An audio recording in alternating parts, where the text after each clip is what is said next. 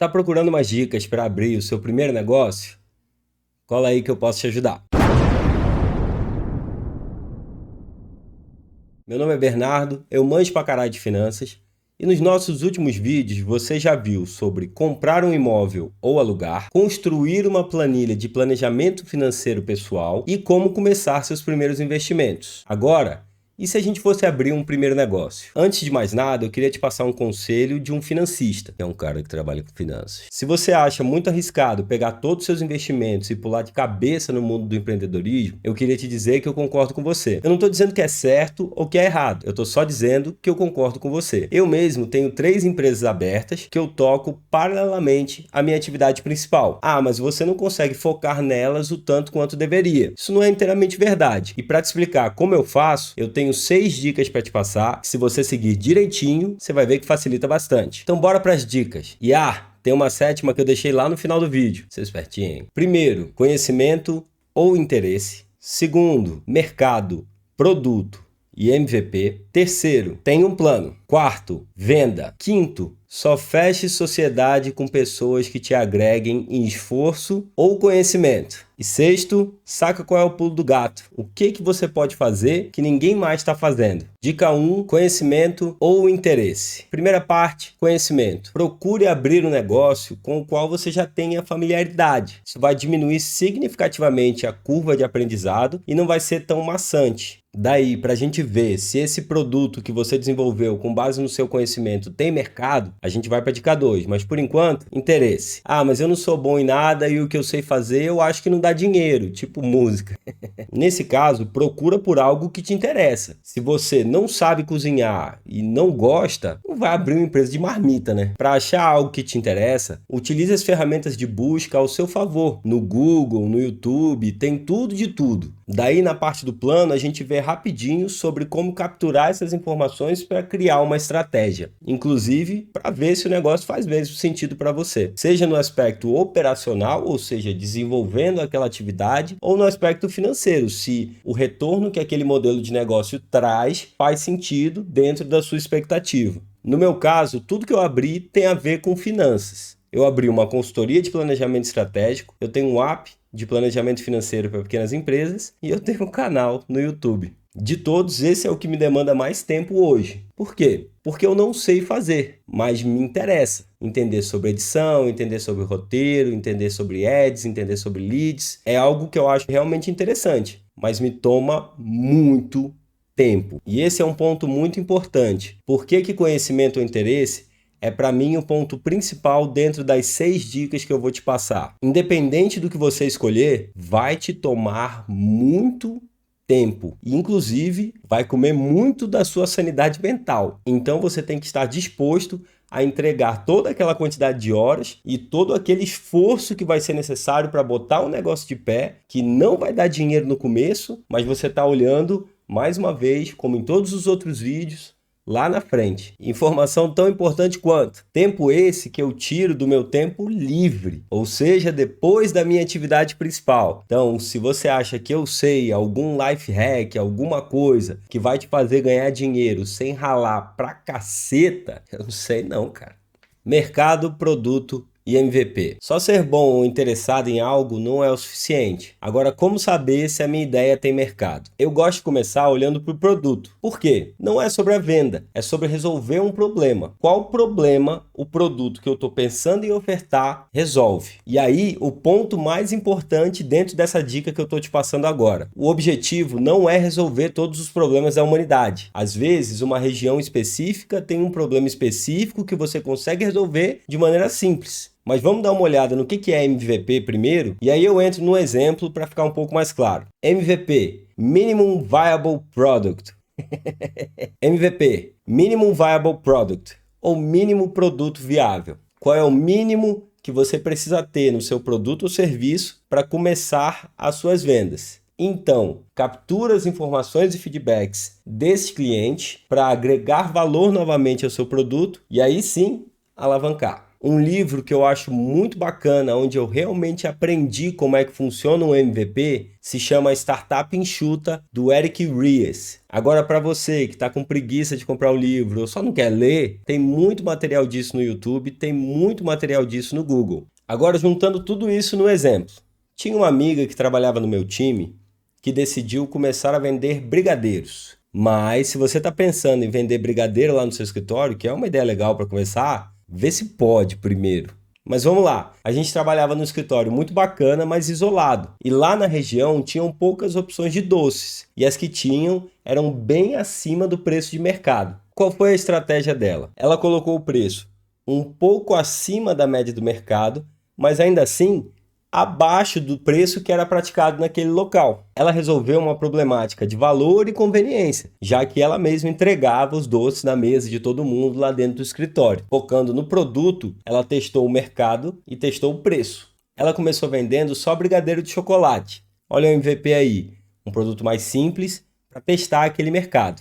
Em algumas semanas, já com uma base de clientes, ela começou a testar novos sabores e começou a focar a produção nos que saíam mais, inclusive já direcionando a venda para clientes cativos. Ou seja, um exemplo era eu, que todo dia comia o bendito do brigadeiro de amendoim, porque ela estava do lado da minha mesa com ele, cara. Eu adoro brigadeiro de amendoim. É brigadeiro que fala? Tipo, parecia um brigadeiro de amendoim. Bom pra caralho aquela. Ela gostava de cozinhar. Fazia isso num horário livre que ela tinha. Testou o primeiro produto, aumentou o mix de produto e direcionou as vendas para os clientes recorrentes. Eu mesmo errei nessa métrica quando eu abri a consultoria de planejamento estratégico. A minha primeira ideia era atender todo tipo de demanda que os meus clientes tinham. Até procedimento de controle de qualidade eu escrevia naquela época. Até que um cliente em reunião me pediu uma vez para contar o estoque dele. E ali eu percebi que o meu produto estava totalmente mal mensurado. Eu sou um especialista em finanças e eu tenho muito para agregar em planejamento financeiro e planejamento estratégico. Agora, a minha hora para contar estoque,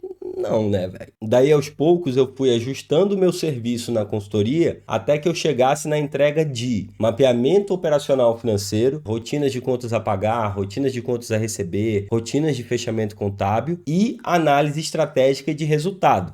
Só isso. Item 3. Tenha um plano. E sobre ter um plano, o mais importante é: não precisa ser um plano de negócios completo. Lembra, isso aqui é uma atividade paralela ou a sua primeira investida no mundo do empreendedorismo. A gente não está tentando construir uma concorrente da Tesla. Mais uma vez, o Google e o YouTube estão lotados de informação super interessante sobre elaboração de planos de negócio para todo modelo de negócio que você imaginar. É ir lá, capturar essa informação, colocar ou no papel, mas se der para ser no Excel, melhor ainda. Lembrando, no último vídeo a gente pegou bastante informação legal sobre Excel e começar a consolidar essas informações de gastos e expectativa de receita. Tudo isso tá lá. É só procurar, ter a paciência de fuçar na internet, que você vai achar muita informação interessante em vídeo sobre todos os modelos de negócio. Aqui a gente está passando de forma generalista, então não tem como eu entrar em um específico e passar em todos esses pontos. Mas a dica é: começa planejando um mês, verifica o que seria o mínimo de receita para que você não desse prejuízo e aí começa a projetar o crescimento. Inclusive, quando você for buscar no Google, quando você for buscar no YouTube, verifica quais são as margens de lucro ideais para aquele modelo de negócio que você está tentando abrir. Tem lá, por exemplo, um restaurante tem em média 20% de margem. Então, você tem que começar a construir a sua receita e o seu custo de modo que te sobre 20%. Daí, você projeta esse mês em 12 meses inicialmente, corta os 6 primeiros meses, projeta um crescimento onde você de fato vai gastar uma grana ali no começo para manter o negócio rodando e aí a partir do 6º mês esse negócio começar a virar. Mas é muito importante que você tenha uma perspectiva de quanto você vai gerar de receita, uma perspectiva de qual vai ser o seu custo, para você verificar inclusive se aquela margem te agrada, se ela vale todo o esforço que você vai ter, toda a encheção de saco para botar aquele negócio de pé. Mas cara, não é fácil. Ter um plano é ter um norte. Planos dão errado. E aí você tem que ser rápido para reverter essas situações. Mas constrói primeiro a ideia e verifica se aquele resultado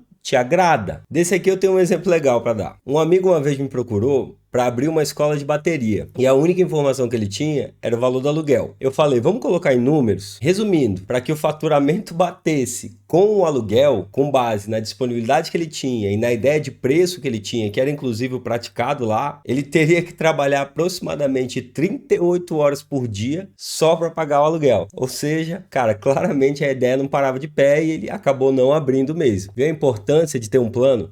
Item 4. Foca na venda. Tá, o cara de finanças te falando para focar na venda. Guarda esse momento, que isso não acontece o tempo todo não, tá? Mas se eu pudesse te passar uma medida percentual, eu te diria para alocar 90% do seu tempo em venda e relacionados. Precificação e qualidade do produto são bons exemplos. E 10% nos controles. Em mais de 10 anos de consultoria de planejamento estratégico, eu te diria sem sombra de dúvida que os meus melhores clientes eram excelentes vendedores. E aí eu entrava para garantir que os 10% que eu sugiro de controle viessem das minhas análises que eu construía e passava para eles que eles pudessem tomar decisões estratégicas. Mas para você que está começando, esses 10% de controle pode olhar pelo caixa mesmo. O tanto que entrou, o tanto que saiu, o quanto que sobrou. Ou o quanto que você teve que botar a mais, né? Caso não tenha sobrado nada. A gente ainda vai ter bastante vídeo sobre controles financeiros de pequenas empresas. Mas por enquanto, se você está começando, foca na venda. Entende quem é o seu público, o que ele consome e que outros tipos de produto você poderia oferecer para esse mesmo público ou como atingir outros públicos, mas você precisa constantemente pensar nisso. E você não precisa utilizar métricas avançadas agora. Só o conceito do MVP, testando o produto de maneira simples, vai te dar bastante informação importante para que você consiga construir o que a gente chama de persona, quem é o seu perfil de cliente. Idade, sexo, poder aquisitivo, horário de compra, toda a informação que você puder capturar sobre essas pessoas que estão comprando vai te servir durante toda a vida da tua empresa. Esse é um ponto super importante aqui nesse item 4. Entenda e guarde sempre informações sobre os seus clientes. Isso aí vai te ser útil durante toda a vida da tua empresa, não só agora. Item 5, só feche sociedade com pessoas que te agreguem em esforço ou conhecimento. Cara, sociedades. O que eu já errei antes de acertar não é brincadeira. E tudo por causa dessa única frase. Eu vou abrir um negócio com um amigo meu. Pra gente dividir o custo, dividir os riscos. Você não tá errado em pensar assim. Agora, divide bem, na largada, o que cada um vai fazer, quais são os percentuais, quais são as responsabilidades e amarra isso muito bem num contrato social. Nem sempre é uma conversa fácil, mas se essa conversa já não fluir, já é um bom indicativo dos próximos passos.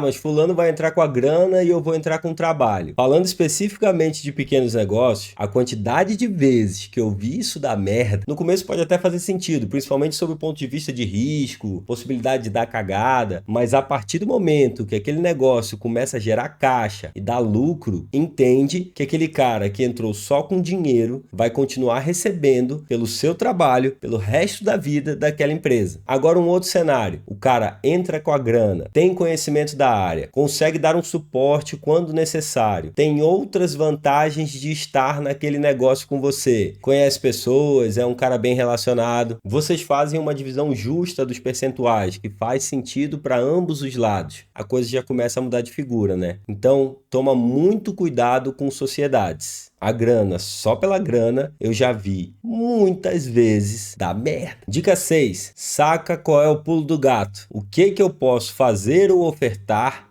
que ninguém mais está fazendo. E não é nem só sobre abrir ou não uma empresa. Eu tenho essa parada desde que eu era moleque. Então, já nos tempos de faculdade, eu pensava o que eu podia fazer naquele momento que ninguém da minha turma, que eu já via como concorrente, estava fazendo. Lá na faculdade eu saquei que a galera que já estava no final da faculdade não estava conseguindo bons empregos sem ter tido um bom estágio. Ali foi meu pulo do gato. Preciso de um bom estágio. Me enrolei todo na faculdade, demorei uma eternidade para me formar, mas eu fui para o Distrito Industrial procurar uma vaga numa boa empresa onde eu conseguisse absorver conhecimento e construísse uma carreira a partir dali, não a partir da sala de aula. Naquela época eu estagiava no Compras da Coca-Cola e eu vi que os caras de finanças ganhavam mais dinheiro. Então eu fiz de tudo para mudar para finanças, inclusive sair da Coca-Cola. Isso, aplicado a pequenos negócios, sem reinventar a roda, com um produto que resolve um problema, com a ideia de MVP, com foco na venda, quer dizer, que produto na minha região tem pouca oferta? O que eu posso incluir no meu produto que os meus concorrentes não têm? Que tipo de produto eu posso incluir no meu mix de produto que vai aumentar minhas vendas? E isso é um pensamento contínuo. Você vai ficar fazendo isso o tempo todo. Ter como natural esse tipo de pensamento vai te abrir muitas portas na sua vida. Por exemplo, aqui nos vídeos, a minha ideia de pulo do gato é simplificar e consolidar tudo que eu vivi nesses mais de 10 anos de mercado financeiro e planejamento estratégico para pequenas empresas. O que eu tô te falando aqui, eu testei. Eu não acho que é assim, não. Eu fiz e deu certo, ou deu uma puta de uma merda. Dica bônus, franquias. E aí, cara, franquia é uma boa? E se eu tivesse que te dar uma resposta binária de sim ou não, sim, franquia é uma boa. Se você tem condições de investir em uma franquia, ela vai te dar toda a estrutura para que você diminua significativamente a sua curva de aprendizado. Isso quer dizer para que você erre muito menos. E vale lembrar que é do total interesse dela que você tenha sucesso, para que ela continue captando novos franqueados. Sem falar no poder da marca e na entrada que ela já tem no mercado. Ah, mas é melhor abrir uma franquia ou abrir um negócio no mesmo segmento? Aí realmente depende e eu vou levar alguns minutos para a gente trocar essa ideia. Então isso vai ser assunto para um próximo vídeo. Mas eu queria te deixar com uma informação super interessante aqui. Estatisticamente, franqueados quebram muito menos, principalmente quando comparados com empreendedores de primeira viagem. Franquia é uma boa sim, e você pode até pegar esses 6 passos que a gente passou agora e aplicar a uma franquia e ver se faz sentido para você. Se não faz e você ainda assim quer tentar, bora por conta. É isso aí, povo. Encerramos por aqui. Deixe esse like, se inscreve aí. É o mínimo que você pode fazer em troca de anos de conhecimento em finanças e planejamento estratégico na faixa. Obrigadão a todo mundo e é nóis!